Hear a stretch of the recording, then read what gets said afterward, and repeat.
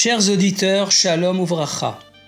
Ce cours est dédié les Ilou Nishma de mon beau-frère, Reb Tzvi ben Pinchas, Zichrono Livracha. Shabbat prochain, on sera le Shabbat Chukat et on étudiera le 5e chapitre des Perkei Avot. Comme en 5754, en 1994, il y a 27 ans, Gimel Tammuz est tombé cette année, un dimanche, le Yom Rishon de la Parasha Chukat, et donc Gimel Tammuz et la Parasha Chukat doivent être liés. La Parasha Chukat a 87 versets, Paz, Psukim. Le mot Paz signifie or pur, et l'un des simanim de cette Parasha est Uzi, ma force, Hachem est ma force. La Parasha commence par les mots Zot Chukat HaTorah. Voici le décret de la Torah. Et juste après, elle traite le sujet de la vache rousse, la para adouma. A priori, la Torah aurait dû dire Zot Chukat HaPara. Ceci est le décret de la vache rousse.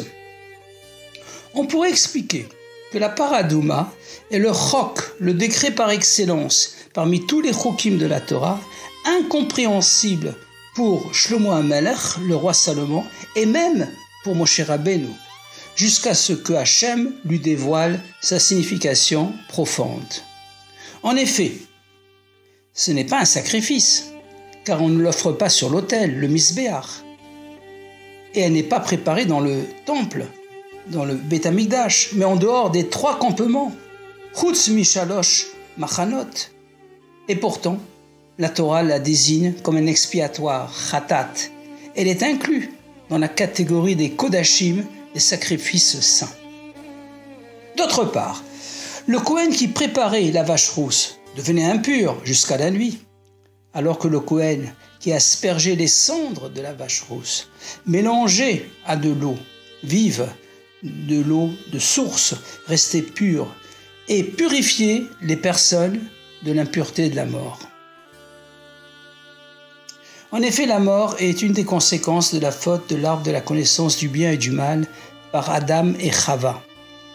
À Matan Torah, la mort fut annulée, et ce n'est uniquement à cause de la faute du veau d'or que la mort fut à nouveau décrétée, avec l'impureté qu'elle implique. La vache rousse fut ensuite instaurée pour réparer partiellement la faute du veau d'or. La vache vient nettoyer ce qu'a fait son veau, en purifiant de l'impureté de la mort, sans pour autant arrêter la mort. Une autre explication de Zot Chukat HaTorah est que toute la Torah est en fait un chok, un décret. Même les mishpatim, les lois, qui nous paraissent naturelles, logiques, rationnelles, transcendent en fait notre intellect. On doit regarder le monde avec des yeux de Torah, et en particulier avec des yeux de Torah Tageoula.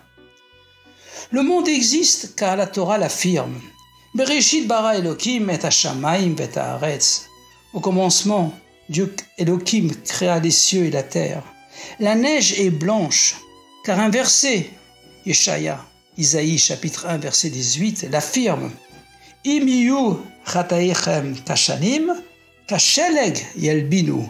Même si vos fautes sont rouges comme l'écarlate, ils peuvent devenir blancs comme la neige. Comme on l'a dit, on brûlait la vache rousse, le saraf et apara, et ses cendres mélangées à de l'eau vive, le natan alav maim chaim, étaient utilisées pour purifier ceux qui étaient amémet, atteints de l'impureté de la mort. Il s'agit donc de mélanger 2 éléments contraires, Esh et Maïm, le feu et l'eau. Le feu, Esh, représente l'élan vers le haut, s'élever au-dessus du monde, le ratso, le feu est chaud. Ce sont les sentiments du cœur qui s'élèvent de bas vers le haut, comme la tfila, la prière, et la émouna, la croyance. L'eau, Maïm, par contre, représente le retour, le chouv dans le monde. L'eau est froide, comme l'intellect, le sechel, le cerveau, et descend de haut vers le bas, comme la Torah. L'eau peut éteindre le feu, l'intellect peut éteindre la émouna. Mais parce qu'Hachem est Uzi, Hachem est ma force, Uzi est le siman de notre parasha Chukat, on peut associer ces deux éléments opposés et avoir un cœur d'or pur, paz et crier à la fois Ad Matai et Yechi HaMelech. Jusqu'à quand va durer cet exil et vive le Rabbi Melech HaMashiach. Le mot Chukat vient aussi du mot Chakika, gravé, que nous méritions donc que tous les enseignements et directives du Rabbi, le cerveau et le cœur, Moach Velev Gashmi de notre génération, dernière génération de l'exil et première génération de la délivrance, soient gravés dans notre cerveau et notre cœur, même s'ils sont durs comme un rocher. Car le Rabbi, avec son amour infini du prochain, son avat Israël exceptionnel, sait comment parler même un rocher, les daber et la sela.